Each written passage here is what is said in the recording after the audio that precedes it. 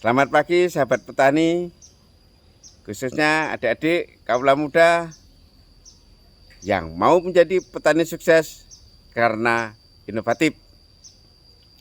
Pagi ini saya Wayan Supakno, Pak Tani, habis olahraga bersama keluarga kembali mau berbagi.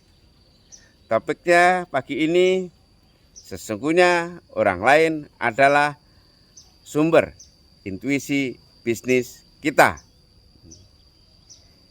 Sebelum panjang lebar saya mengurai tentang hal itu, saya mau memberikan sebuah definitif dulu tentang intuisi bisnis. Intuisi bisnis adalah kecepatan, kemampuan menangkap sesuatu peluang bisnis tanpa proses penalaran rasionalisasi terlebih dulu. Nah, jadi ditangkap peluangnya itu dengan cepat, baru dianalisa secara kalkulasi logis. Ya. Apapun yang terjadi pada diri kita, apapun yang terjadi pada orang lain, sesungguhnya itu sebuah proses pembelajaran buat kita, sumber ilmu buat kita. Mau gagal, mau sukses, keduanya sama. Memberikan nilai-nilai manfaat bagi yang tanggap untuk menangkapnya dan mengambil ilmu hikmahnya untuk bekal penyempurnaan pada langkah berikutnya. Pengalaman saya tahun 1995, saya melihat ada pinang berserakan sepanjang batas kebun sipep. Lalu saya pungut, saya uji coba untuk jadi ekspor, saya titipkan ke eksportir jahe, ternyata jadi bisnis saya. Lumayan. Akhirnya saya kontrak 3 tahun, boleh saya pakai. Daripada menjadi mubazir tahun 1995. Tahun 1996 saya melihat ada kebun PTPN 4 waktu itu, atau 8 waktu itu. Tehnya dibongkar, replanting peremajaan, kayunya mau dibakar, saya larang.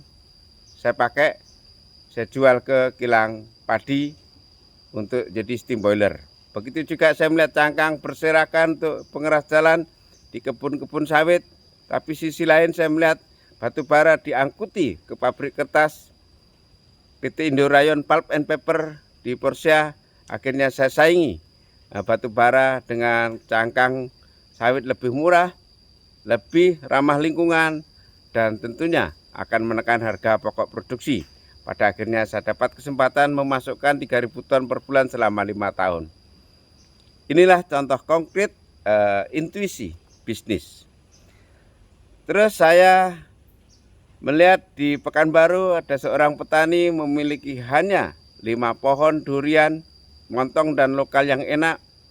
Per tahun diborongkan 40 juta, berarti indeks per pohonnya 8 juta.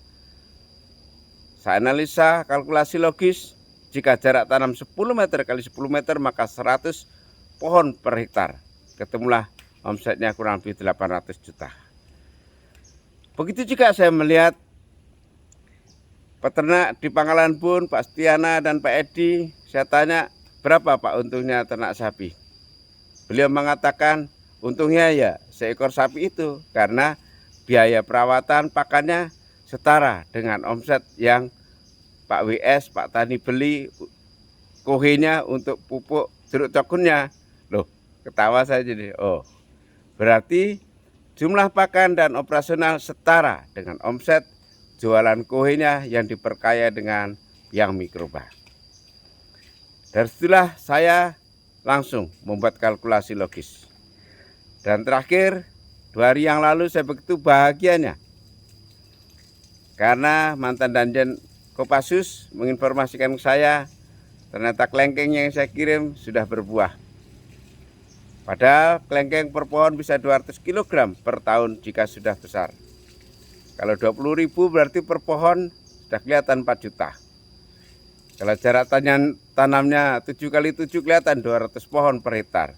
Sudah kelihatan. Paling tidak 800 juta per hektar per tahun. Sungguh saya senang sekali. Untuk itu mari adik-adikku tetap melihat sesuatu dengan pola pikir positif untuk menjadi sumber inspirasi, sumber intuisi bisnis buat kita. Salam tetap menjadi kontributor meminimalkan dampak COVID-19 dan inovatif agar kompetitif. Salam hormat dari saya, Wayan Supatno, Pak Tani.